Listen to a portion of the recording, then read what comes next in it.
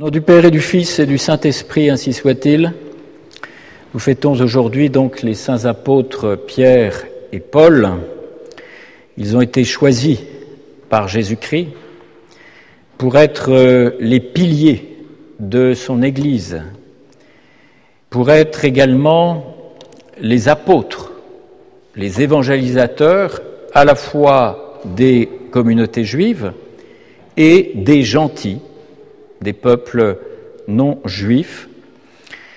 Ils auront été également les martyrs, non pas les premiers, mais dans les premiers, qui ont versé leur sang à Rome, tous les deux. C'était sous l'empereur Néron. Et leur martyr, fondateur de la chrétienté, semence de chrétiens, comme le dira plus tard Tertullien, eh bien, ont donné l'acte de naissance de l'expansion de l'Église catholique à travers le monde. D'abord le monde méditerranéen, puis le monde entier. Et leur martyr a également été la marque de ces premiers siècles de l'Église catholique.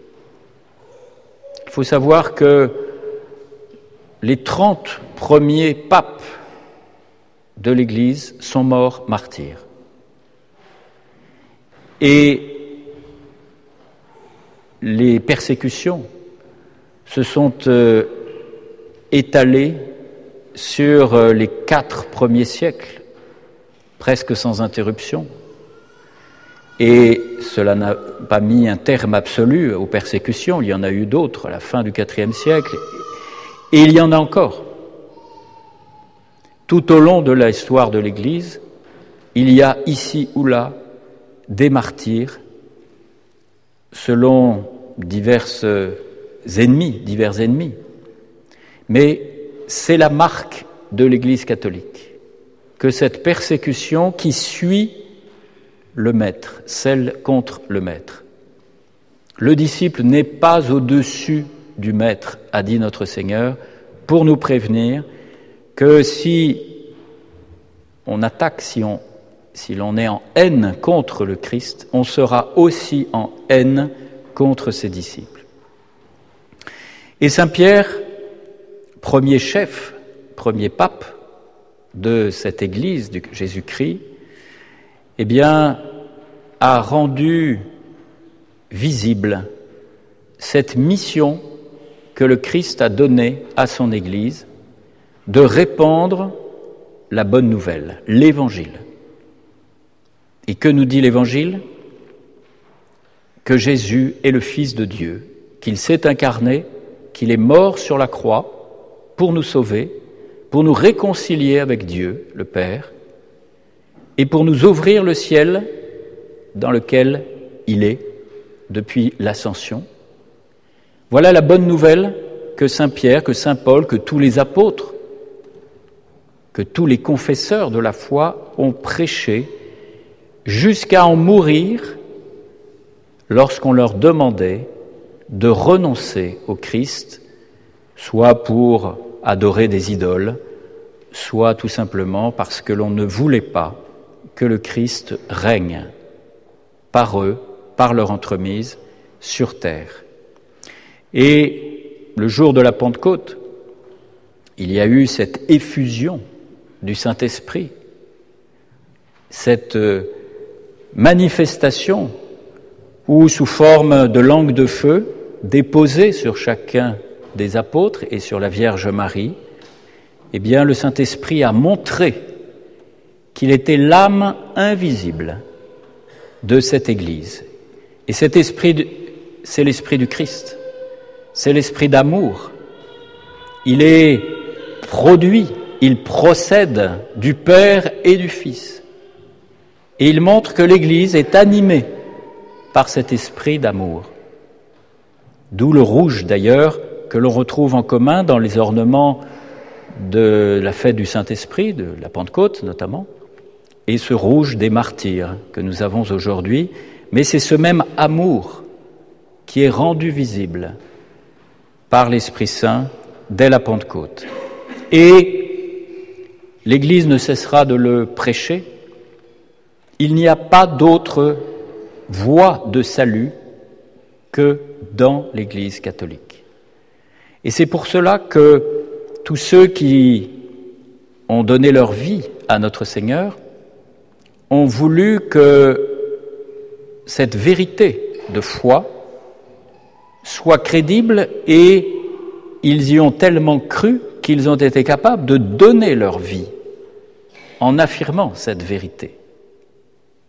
Il aurait été plus facile pour beaucoup de taire leur foi, de pactiser avec ce que l'on leur demandait de faire, verser quelques grains d'encens pour certains, honorer des idoles, les dieux romains de l'Empire.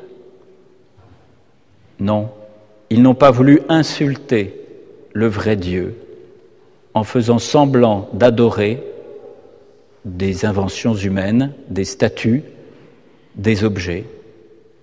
Voilà jusqu'où les premiers martyrs, et Saint Pierre et Saint Paul, sont allés, par amour de Jésus-Christ, animés de cette charité du Saint-Esprit qui est l'âme invisible de l'Église du Christ. Et ces premiers martyrs, ces premiers apôtres, ce premier pape, nous ont rappelé également que c'est dans l'Église que nous recevons les sacrements.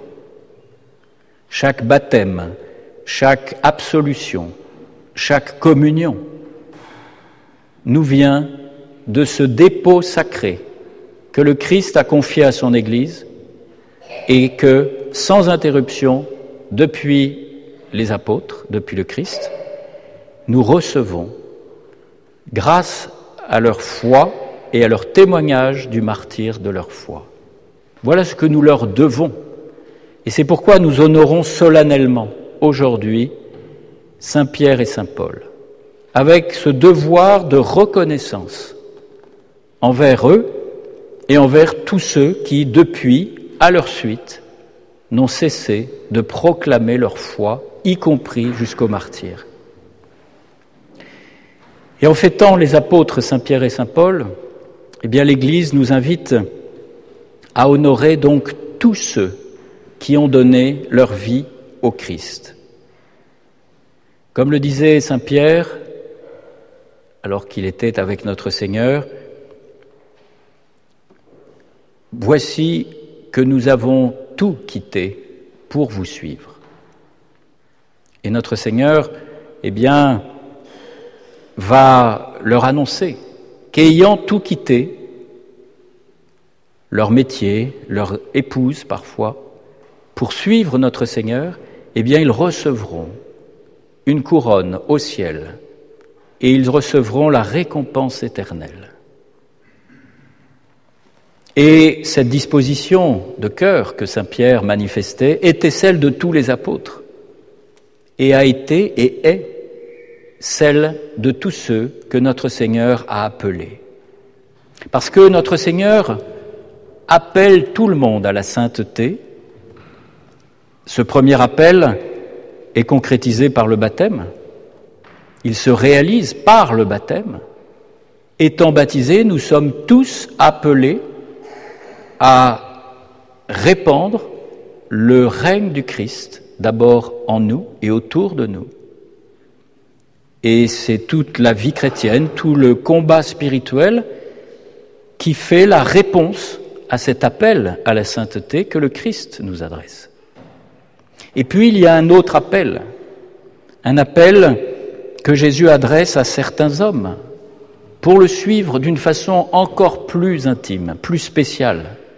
C'est l'appel de la vocation sacerdotale. Et cet appel est certes plus exigeant, il se surajoute au premier appel qui est commun à tous les baptisés. Et cette exigence, Dieu la propose malgré les faiblesses humaines de ceux qu'il choisit pour continuer sa mission rédemptrice, pour distribuer, appliquer les trésors de grâce qu'il a lui-même acquis ici-bas et dont il a confié la garde, la distribution à son Église et à son clergé. Et dans ce choix mystérieux que Jésus adresse à l'un plutôt qu'à l'autre, eh bien, notre Seigneur va accompagner cet appel des grâces qui permettront aux candidats choisis par Dieu de devenir prêtres, de manifester l'amour du Christ, la miséricorde du Christ à travers son ministère, à travers sa vie. Vous connaissez cette phrase de notre Seigneur, « Il n'y a pas de plus grand amour que de donner sa vie pour ceux qu'on aime ». Eh bien, le prêtre le vit plus modestement, mais réellement en donnant sa vie pour que notre Seigneur donne la sienne aux âmes. On peut donner de ses biens, on peut donner de son temps, mais on peut donner aussi sa vie.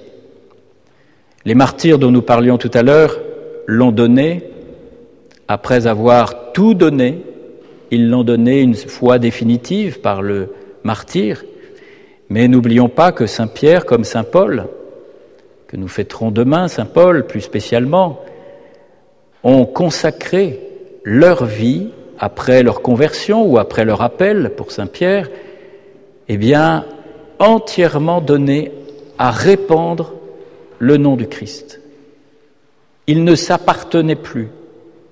Voilà le sens de la vocation sacerdotale. Nous ne nous appartenons plus. Ni notre temps, ni notre vie, ni nos forces ne doivent être mises de côté, épargnées, conservées, si ce n'est donc pour répandre l'évangile du Christ.